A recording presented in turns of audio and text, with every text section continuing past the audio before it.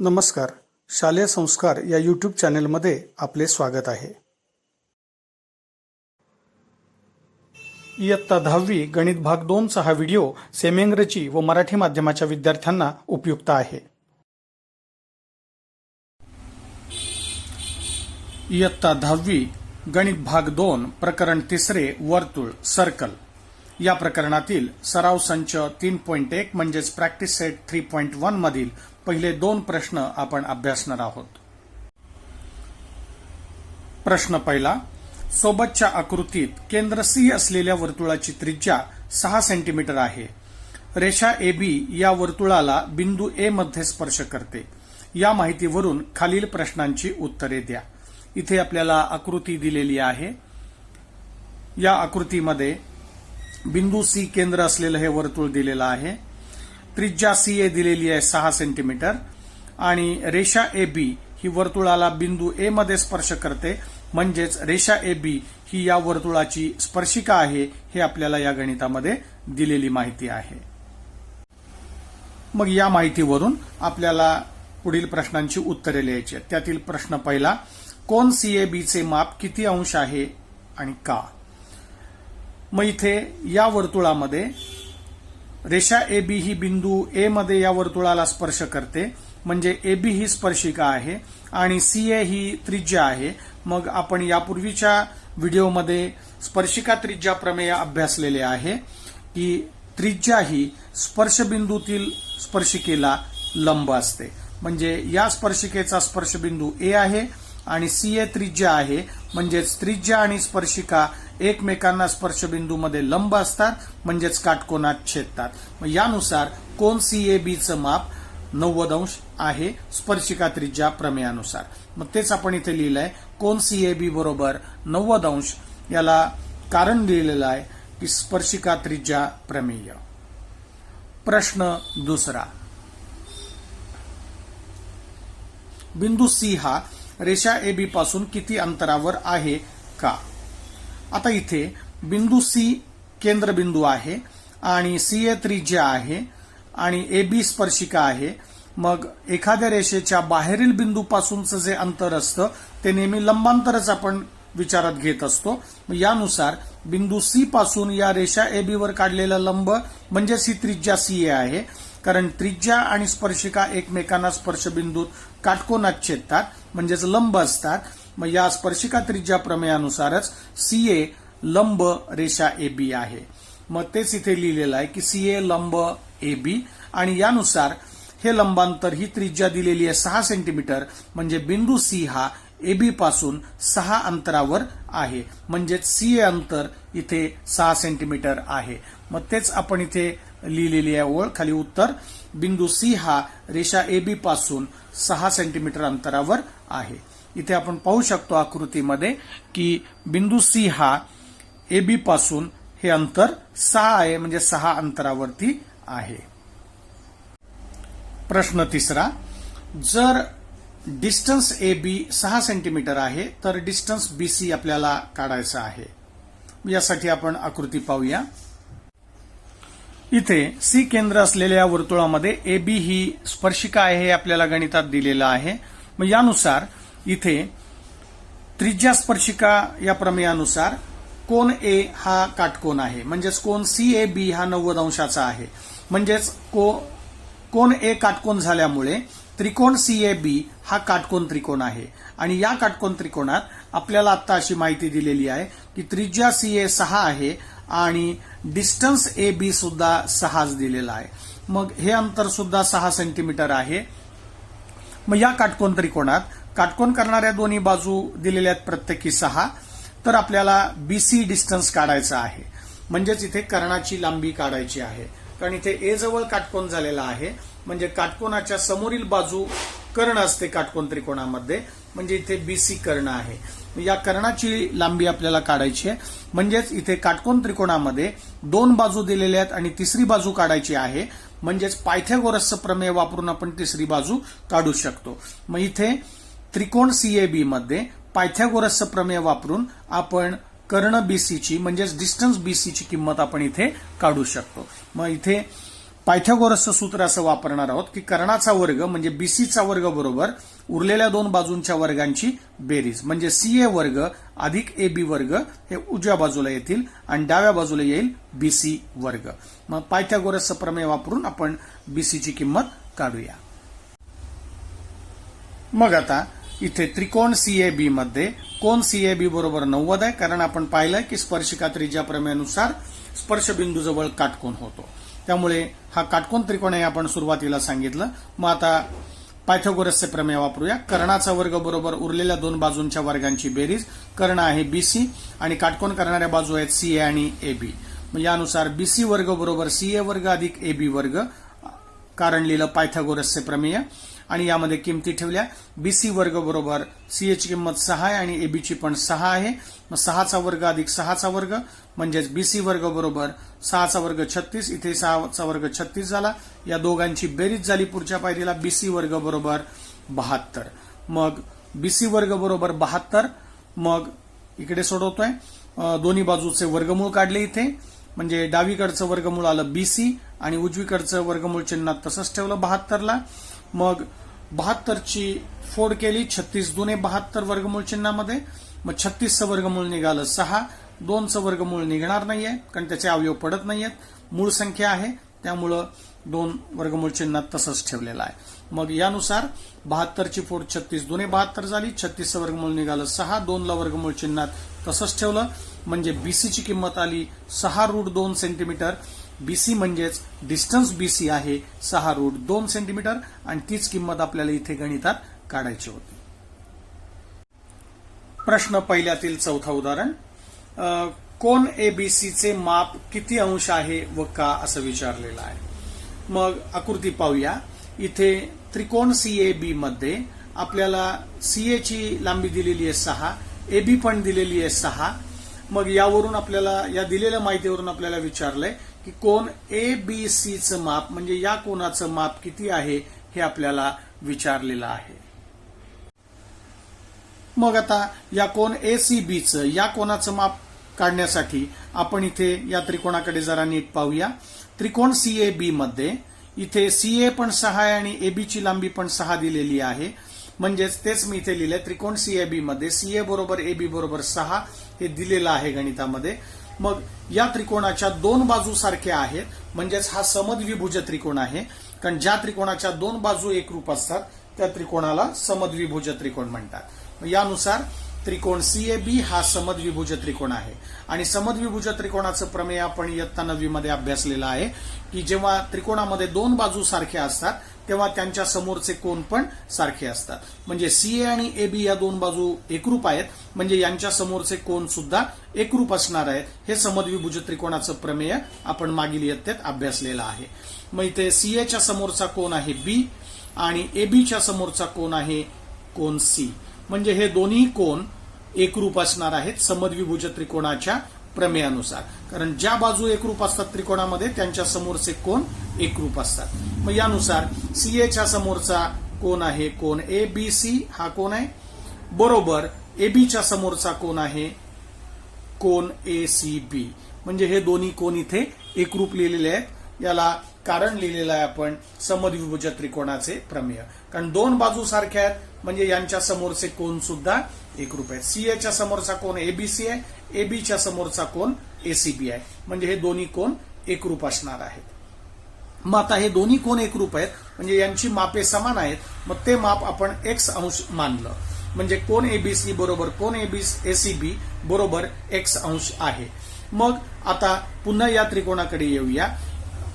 कोन एबीसीचं माप हे x अंश आहे, हे पण माप x अंश आहे आणि हा तर काटकोन आहे कारण त्रिज्या ही स्पर्शिकेला लंब असते म्हणजे हा कोन काटकोन आहे. मग या त्रिकोणामध्ये या तिन्ही कोनांची बेरीज आपण 180 घेऊ शकतो. त्रिकोणाच्या बेरजेचा गुणधर्म त्रिकोणाच्या कोनांच्या बेरजेचा गुणधर्म वापरून मग यानुसार या तिन्ही कोनांची बेरीज 180 आपण इथे घेऊया. म्हणजेच कोन सीएबी म्हणजेच कोन सीएबी म्हणजे हा काटकोन अधिक कोन एबीसी म्हणजे हा आणि कोन एसीबी म्हणजे हा कोन, या तिन्ही कोनांची बेरीज आपण इथे घेतली 180 अंश. याला कारण लिहिलं त्रिकोणाच्या सर्व कोनांच्या मापांची बेरीज 180 अंश असते. मग यानुसार आता इथे यांची मापं ठेवूया. मग CABचं माप 90 अंश आहे, ABCचं माप x आहे आणि ACBचं माप पण x आहे. आपण वरतीच लिहिलेलं आहे. या तिघांची बेरीज 180 घेतली आणि आता इथे x ची किंमत आपण काढूया, हे समीकरण सोडवूया. मग 90 अधिक x 2x बरोबर 180 मिळाले.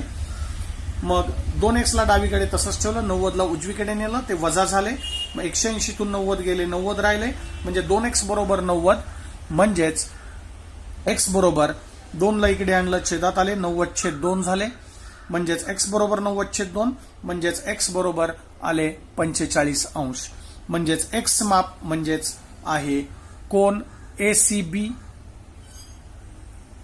आपल्याला काढायचा होता आणि ABC. मग ABC आणि ACB दोन्ही xच आहेत, पण इथे आपल्याला ABCचं माप काढायचं आहे, म्हणून मी इथे शेवटी लिहिलंय की कोन ABC बरोबर 45 अंश. कारण ABCचं माप पण x अंशच आहे, आपण वरती लिहिलेलं आहे. यानुसार इथे या कोनाचं माप आकृतीमध्ये आपल्याला पाहूया. या कोनाचं माप कळलं 45 अंश आहे आणि हा पण कोन 45 अंश आहे. आता हा प्रॅक्टिस सेट 3.1 मधील प्रश्न पहिलाच आपण सेव्हिंग रेंजच्या विद्यार्थ्यांसाठी इंग्रजीतून अभ्यासूया. Question number 1. In the adjoining figure, the radius of a circle with center C is 6 cm.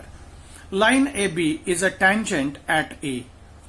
Answer the following questions. Now look at the figure first. Now in this figure, point C is the center of this circle. CA is the radius of 6 cm. Here the length CA is 6 cm and line AB is a tangent at point A. Means point A is a point of contact of this tangent. So we know that at point of contact, tangent is perpendicular to the radius. So CA radius is perpendicular to this tangent AB. So angle CAB is of 90 degree. So this is the given information in this example, and from this information we have to answer the following questions. So first question is angle CAB we have to find here. So what is the measure of angle CAB and why? So this is the question. Now here just we seen in the figure, angle CAB is of 90 degree because CA is radius and AB is tangent, and radius and tangent are perpendicular to each other at point of contact. So point A is a point of contact, so angle CAB is of 90 degree by tangent theorem. So angle CAB is equal to 90 degree by tangent theorem. So this is the answer of first question. Now second sub question. What is the distance of point C from line AB? Why? Now again look at the figure. Here point C is a center of this circle and line AB is tangent, and here point C is outside the line AB, means here the distance from the point C to the line AB means it's a perpendicular distance we count in geometry. So whenever the point is outside the line, the distance, the nearest distance from the outside point to that line is the perpendicular distance. So here CA is the radius and line AB is a tangent. So this is the perpendicular distance. CA is perpendicular to tangent AB. So CA is the perpendicular distance and very close distance to this line AB. So the distance of this point C from line AB is CA, and here CA is radius and line AB is tangent, and so by tangent theorem radius is perpendicular to the tangent at point of contact A here. So CA is perpendicular to AB, so I write here CA is perpendicular to tangent AB by tangent theorem because radius is perpendicular to tangent, and here CA is radius and it is already given. Distance CA is 6 cm. So point C is at a distance 6 cm from this line AB. So I write here the answer. So CA is 6 cm. So point C is at a distance of 6 cm from line AB. So this is the answer of second question. Now, third sub question from question number 1. Here, distance AB is given 6 centimeter and we have to find distance BC. So, to solve this, observe the figure first. Now, look at this figure. Here, point C is the center of the circle and line AB is a tangent, and we know that the radius is perpendicular to tangent at point of contact. Here, point of contact is A, so angle CAB is of 90 degree. So, this triangle CAB is a right angle triangle, and now in this right angle triangle, the CA is 6 centimeter and AB is also 6 centimeter it is given. So we have to find distance BC, means we have to find the hypotenuse here. So angle A is of 90 degree, so the side opposite to 90 degree is a hypotenuse. So here we have to find the length of this hypotenuse BC. So here in the right angle triangle, the two sides are given and we have to find the third side. Then we have to use the Pythagoras theorem. And we know that what is Pythagoras theorem? The square of the hypotenuse is equal to the sum of squares of the remaining two sides. So we are using Pythagoras theorem to find this BC. So let us solve this example now. In triangle CAB, angle CAB is of 90 degree. Just we have seen by tangent theorem, CAB is 90 degree. Now means this triangle CAB is a right angle triangle. So we are using Pythagoras theorem here. Square of the hypotenuse is equal to the sum of squares of the remaining two sides. Here hypotenuse is BC. So BC square is equal to the remaining two sides are CA and AB. So sum of squares of these two sides. So BC square is equal to CA square plus AB square by Pythagoras theorem. Now put the values here. BC square is equal to 6 square plus 6 square. Here CA is also 6 and AB is also 6. It is given. So 6 square plus 6 square. So square of 6 is 36. Square of 6 is 36. So BC square is equal to 36 plus 36. So BC square is equal to 72 here. Now I will solve here. So taking square root on both sides. So square root of BC square is BC and square root of 72 is in square root 72. Now we will find the factors of 72 as 36 into 2 is 72. So in square root 36 into 2 and square root of 36 is 6 and 2 is a prime number, so keep as it is in radical sign. So BC is equal to 6 root 2 centimeter. Means we have to find here distance BC. So distance BC is equal to 6 root 2 centimeter. So this is the answer of this question. Now, fourth sub question from question number 1. What is the measure of angle ABC phi? So this is the question. Now look at the figure. Here point C is the center of this circle. CA is the radius. It is given 6 centimeter and line AB is a tangent. It is also given. Now here in this figure, CA is 6 centimeter and AB is also 6 centimeter. So in this triangle ABC, or angle you can say triangle CAB. So in triangle CAB, here CA is 6 and AB is also 6. So these two sides are congruent. It is given. So I write here in triangle CAB, CA is equal to AB is equal to 6 centimeter. It is given. So two sides of this triangle are congruent, means this triangle CAB is an isosceles triangle.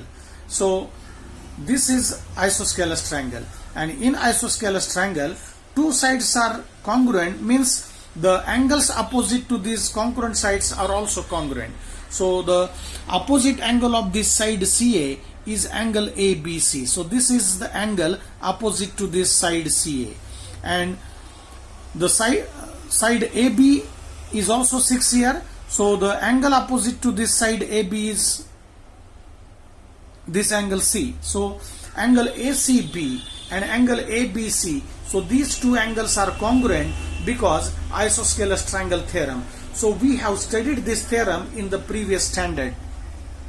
And what is that isosceles triangle theorem?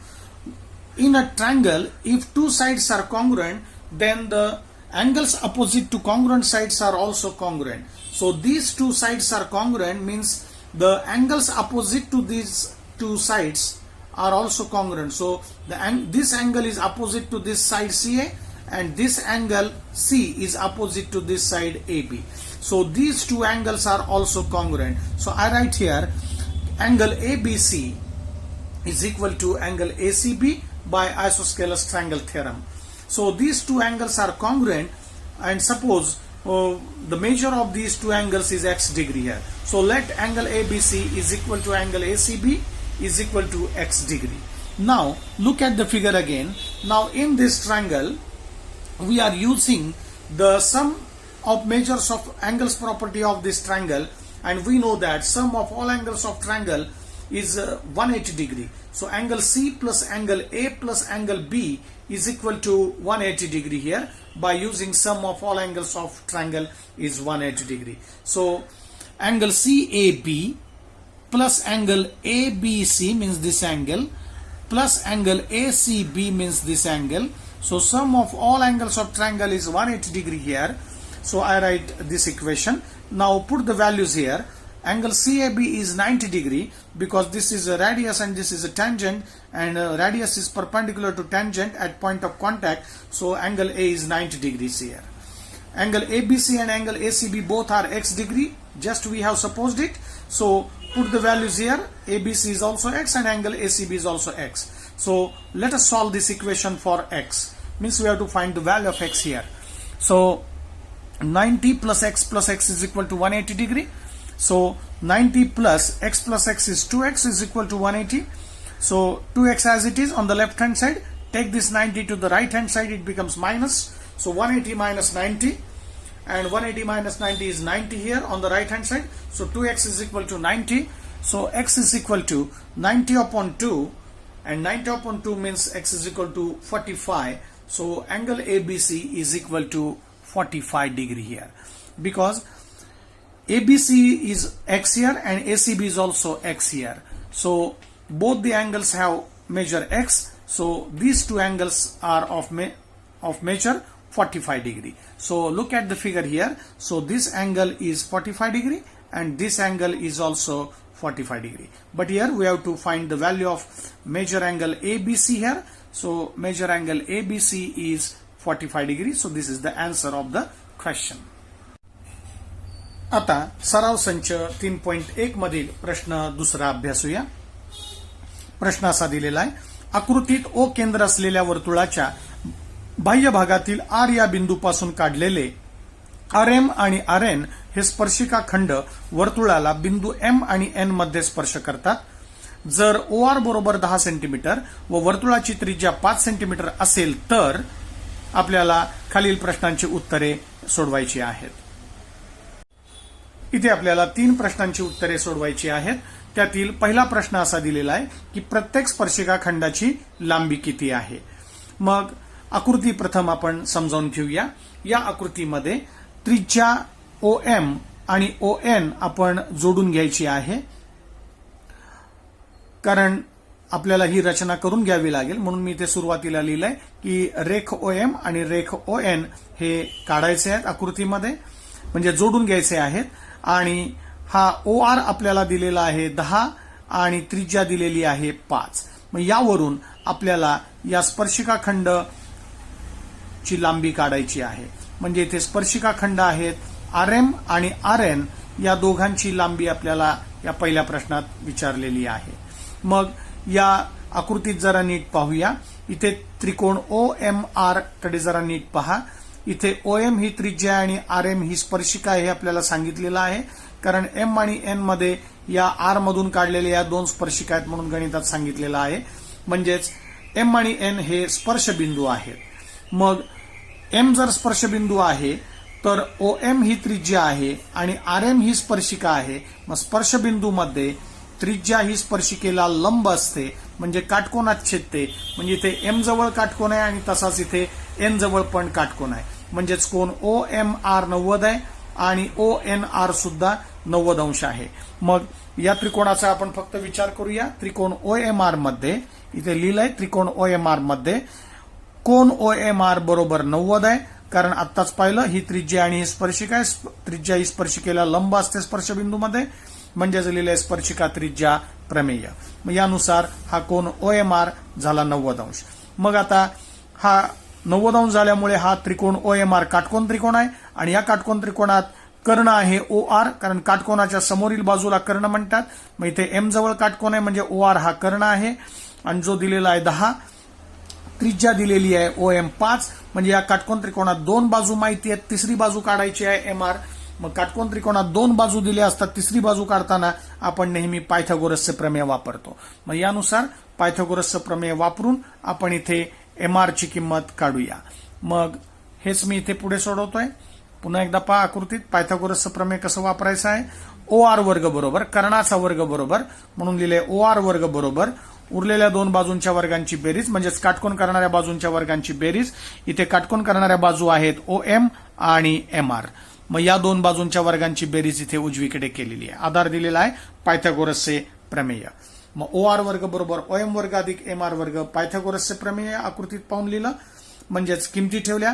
OR ची किंमत 10 आहे आणि OM ची किंमत 5 आहे, म्हणजे 10चा वर्ग बरोबर 5चा वर्ग अधिक MR वर्ग, म्हणजेच 10चा वर्ग झाला 100 आणि 5चा वर्ग 25, MR वर्ग आहे तसंच लिहिलं. मग 25ला डावीकडे नेलं, ते वजा झाले. 100 वजा 25 बरोबर MR वर्ग झाले, म्हणजेच 75 बरोबर MR वर्ग मिळेल. नवीन पायरीला 100 मधून 25 गेले 75 बरोबर MR वर्ग, म्हणजेच MR वर्ग बरोबर 75. मग दोन्ही बाजूचं वर्गमूळ काढलं. MR वर्गाचं वर्गमूळ आलं MR आणि 75चं वर्गमूळ चिन्हात तसंच ठेवलं 75. मग इकडे सोडवतोय. मग MR बरोबर इथे 75ची फोड केली. 25 त्रिक 75, 25चं वर्गमूळ निघालं 5, 3 मूळ संख्या त्याला वर्गमूळ चिन्हात तसंच ठेवलं, म्हणजे MR बरोबर झाले 5√3 सेंटीमीटर. म्हणजेच इथे MR 5√3 आहे, म्हणजेच हे दोन्हीही स्पर्शिका खंड सारखे आहेत. कारण आपण स्पर्शिका खंडाचं प्रमेय मागील व्हिडिओमध्ये सिद्ध केलेलं आहे की बाहेरील बिंदूतून वर्तुळाला दोन स्पर्शिका काढता येतात आणि त्यांच्या स्पर्शिका खंडांची लांबी समान असते. हे आपण मागील व्हिडिओमध्ये हे प्रमेय सिद्ध केलेलं आहे. म्हणजे MR जर 5√3 आहे तर RN सुद्धा 5√3च असणार आहे, कारण हे दोन्ही स्पर्शिका खंड एकरूप असणार आहेत. म्हणून आपण इथे लिहिलेलं आहे की MR बरोबर NR स्पर्शिका खंडाच्या प्रमेयानुसार लिहिलंय. हे दोन्ही समान आहेत, बरोबर 5√3 सेंटीमीटर. म्हणजेच या दोघांची लांबी 5√3 सेंटीमीटर आहे. आता प्रश्न दुसऱ्यातील दुसरं उदाहरण पाहूया. आपल्याला हा प्रश्न विचारलेला आहे की कोन MRO चे माप किती आहे. मग यासाठी आपण आकृती पाहूया पुन्हा एकदा की MRO कोन नेमका कुठे आहे आकृतीमध्ये. इथे आकृतीमध्ये आपल्याला MROचं माप काढायचं आहे. पाहूया MRO म्हणजे हा कोन आपल्याला विचारलाय किती मापाचा आहे. मग यासाठी या आकृतीकडे जरा नीट पाहूया. इथे त्रिकोण OMR मध्ये आपल्याला कर्ण OR दिलेला आहे 10 आणि ही OM बाजू दिलेली आहे 5 आणि हा काटकोन त्रिकोण आहे हे आपण यापूर्वीच अभ्यासलेला आहे, अगोदरच्या प्रश्नात पाहिलेला आहे. मग आता या काटकोन त्रिकोणामध्ये दोन बाजू माहिती आहेत. कर्ण माहिती आहे 10 आणि ही बाजू 5 आहे आणि ही बाजू आपण आता काढलेली आहे MR 5√3 आहे पहिल्या प्रश्नामध्ये. म्हणजे याच्या तिन्ही बाजू तुम्हाला माहिती आहेत. OM आहे 5, OR आहे 10 आणि MR आहे 5√3. मग यामध्ये जर आपण नीट पाहिलं तर इथे तिन्ही बाजूवरून आपण हा कोन काढू शकतो, कारण कर्ण दिलेला आहे 10 आणि या कर्णाच्या बरोबर OM ही बाजू निम्मी आहे 5, कारण 10ला 2 ने भागलं की 5 येतं. 10च्या निम्मी ही बाजू 5 आहे. म्हणजेच हा त्रिकोण 30-60-90 चा त्रिकोण आहे. कारण 30-60-90 त्रिकोणाच्या प्रमेयाच्या व्यत्यासानुसार आपण सांगू शकतो की एखाद्या बाजूच्या निमपट जर दुसरी बाजू आली असेल तर, म्हणजेच कर्णाच्या निमपट जर ही बाजू आलेली असेल तर हा कोन नेहमी 30 अंश असणार आहे, कारण 30 अंश कोनासमोरची बाजू ही कर्णाच्या निम्मी असते. म्हणजेच ही बाजू कर्णाच्या निम्मी आलेली आहे, कारण कर्ण OR आहे इथे 10 आणि ही बाजू 5 आलेली आहे, 10च्या निम्म 5 आहे. म्हणजेच या बाजूच्या समोरचा कोन हा 30 अंश असणार आहे 30-60-90 त्रिकोणाच्या प्रमेयाच्या व्यत्यासानुसार. त्यामुळे आपण इथे सोडवूयात आता. म्हणून इथे लिहिलं त्रिकोण OMR मध्ये OMR बरोबर 90 आहे, कारण स्पर्शिका त्रिज्या प्रमेय आपण पाहिलाय. OM दिलेला आहे 5, OR दिलेला आहे 10 आणि MR दिलेला आहे 5√3. मग यामध्ये OM बरोबर 1/2 गुणिले OR आहे, म्हणजे OR च्या बरोबर निम्मा आहे, कारण आता आपण पाहिलं 5 ही किंमत येते, 10/2 केलं इथे. OR ची किंमत 10 आहे, 10ला 2 ने भागलं की 5 मिळतंय. म्हणजेच 30, 60, 90 त्रिकोणाच्या प्रमेयाच्या व्यत्यासानुसार आपल्याला सांगता येईल की कोन MRO बरोबर 30 अंश आहे.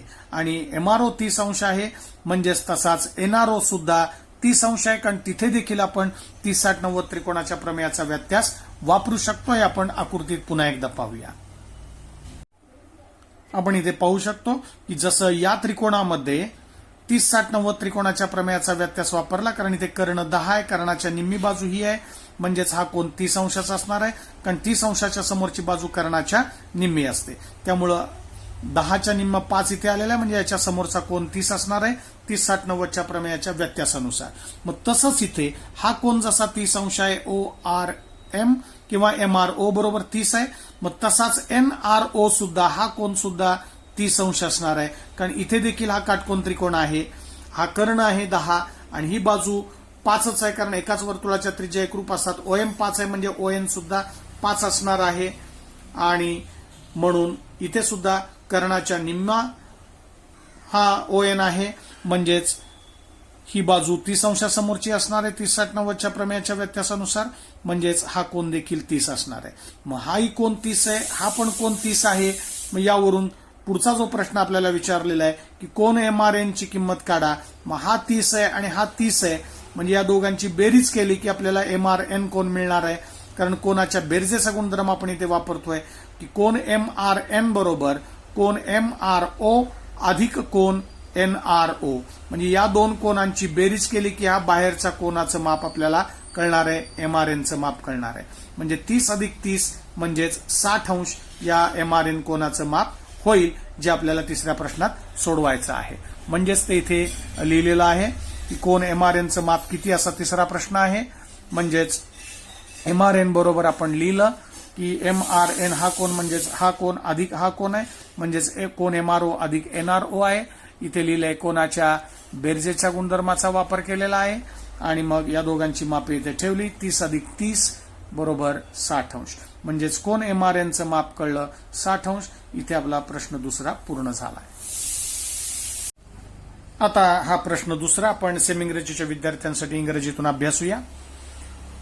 Question number 2 from practice set 3.2. In the figure, point O is the center of the circle. From point R, segment RM and segment RN are tangent segments touching the circles at point M and N. If OR is equal to 10 centimeter and radius of the circle is equal to 5 centimeter, then we have to answer the following questions. So your first question is given. What is the length of each tangent segment? So your 3 questions are given, so we have to answer them. So first question is, what is the length of each tangent segment?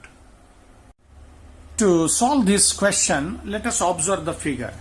Now in this figure, point O is the center of this circle and point R is outside the circle, and RM and RN are the two tangents. We know that from the outside point of the circle, we can draw the two tangents to that circle, and here M and N are the touching point of these tangents. So RM and RN are the tangents here.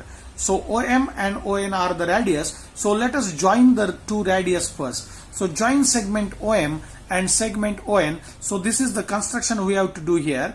So join this segment OM and ON first.